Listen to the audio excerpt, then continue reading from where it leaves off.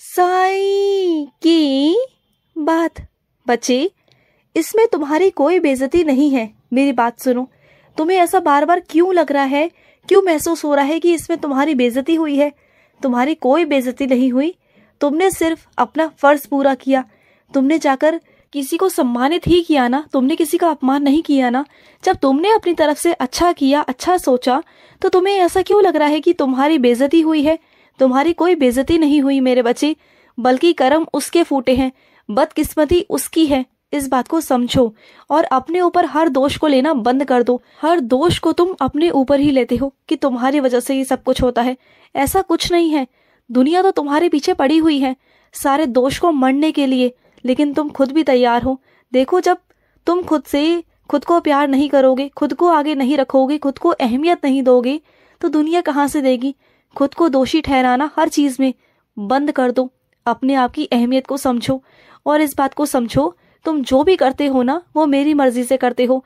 मेरी मर्जी के बिना कुछ नहीं होता, और जो मैं तुमसे करवाता हूँ वो बिल्कुल सही करवाता हूँ। सुन रहे हो ना मेरी बात को? कान खोलकर सुन लो, और अगली बार से अपने ऊपर दोष मत रखना, बिल्कुल नहीं। और सुनो, तुम चाहते हो ना कि तुम्हारे आसपास कोई ऐसा हो जो तुम्हारे दुख दर्द को समझे, तुम्हारे दुख दर्द को बांटे, तुम्हारे अंदर झांके। कोई ऐसा हो जो तुम्हारे अंदर झांके, तुम्हारे दिल के दर्द को देखे, तुम्हें समझे, तुम्हारी बिन कही बातों को समझे, जो तुम नहीं कह पाते हो शब्दों में, तुम्हें समझे, तुम्हें गले से लगाए, तुम्हारे आंसू पोंछे, है ना? ऐसा चाहते हो ना कोई शख्स?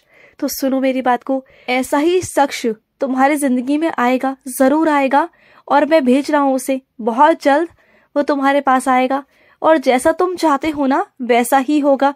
तुम्हारे पास ऐसा ही कोई ना कोई शख्स आएगा जिसे मैं भेजूंगा तुम्हारे पास, और जैसे ही वो तुम्हारे पास आएगा ना, तुम्हें एहसास हो जाएगा अंदर से कि हाँ, ये मेरा भेजा हुआ ही बच्चा है तुम्हारे लिए।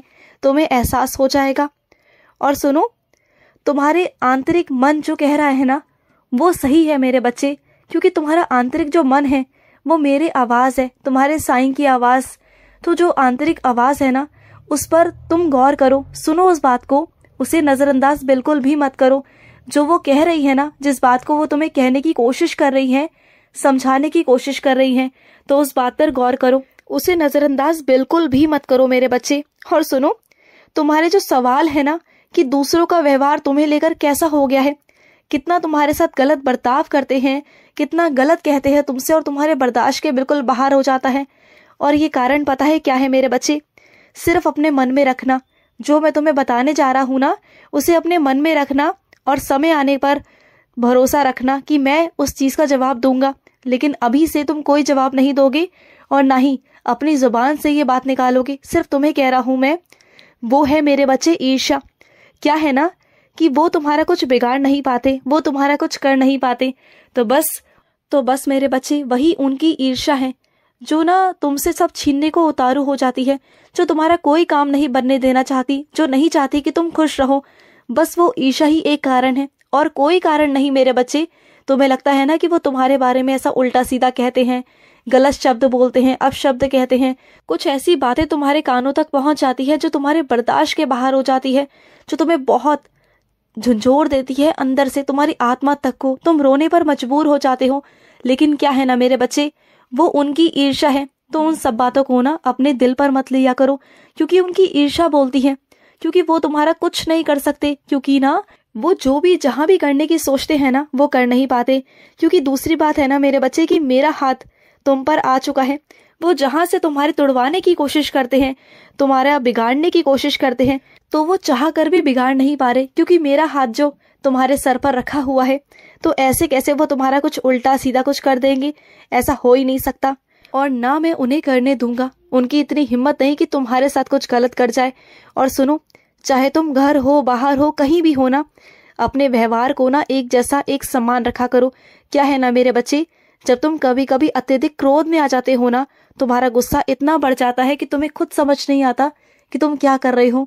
और जिन लोगों ने तुम्हें शांत स्वभाव में देखा है, जो तुम्हें बहुत अच्छा समझते हैं, कभी कभी वही तुम्हारे क्रोध को गौर कर रहे होते हैं। कभी कभी चुपके चुपके से वो तुम्हें इतना गौर करते हैं कि वो तुम्हारे क्रोध को देखते हैं, और उनके मन में तुम्हारे लिए जो चीजें प्रकट हो जाती है ना, जो भाव उत्पन्न हो जाते हैं, वो गलत छवि बना देते हैं मेरे बच्चे। और मैं नहीं चाहता कि तुम्हारे लिए किसी के मन में भी गलत छवि बने, क्योंकि तुम ऐसे हो ही नहीं ना।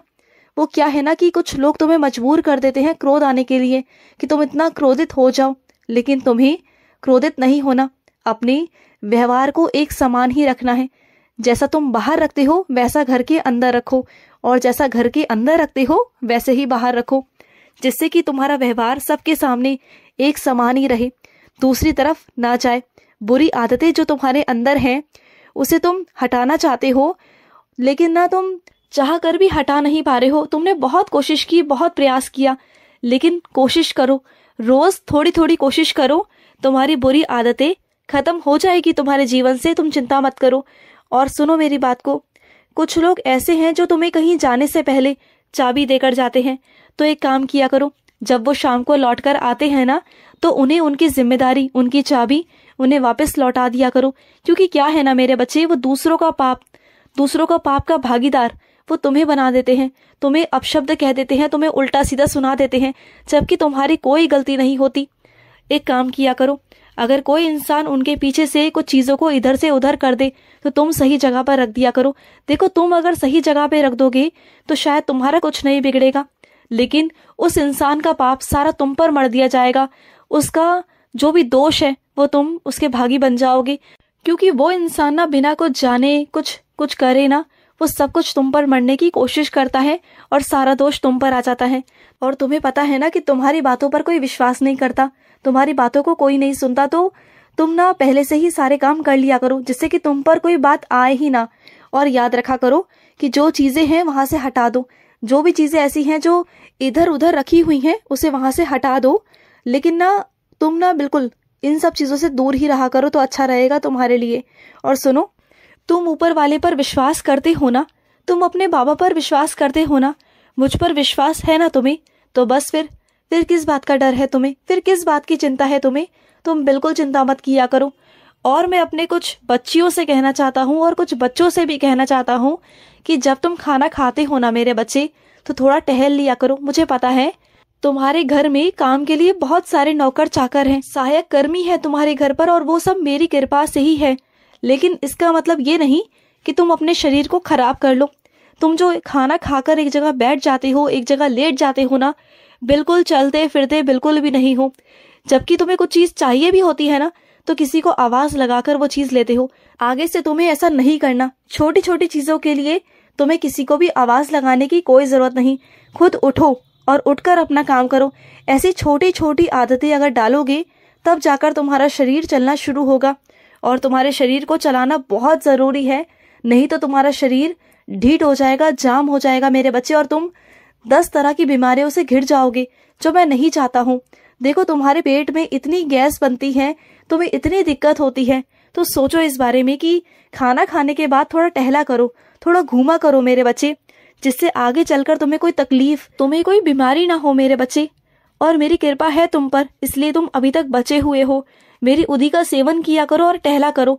और जो तुम्हारा ये दिन ब दिन मोटापा बढ़ता जा रहा है ना, तुम्हें ऐसा लगता है कि तुम कुछ खाते नहीं, कुछ पीते नहीं, लेकिन मेरे बच्चे तुम ज्यादा खाते पीते नहीं, लेकिन जो तुम खाना खाकर एक जगह बैठ जाते हो ना, उसी का ये असर हो रहा है। और ये बहुत गलत असर है मेरे बच्चे। ये चीजें तुम्हें अभी समझ में नहीं आएंगी, आगे चलकर तुम्हें इसके लक्षण समझ में आएंगे। तो कोशिश करो, अपना काम खुद से करो। खुश रहो। आज का रात्रि साई संदेश समाप्त हुआ।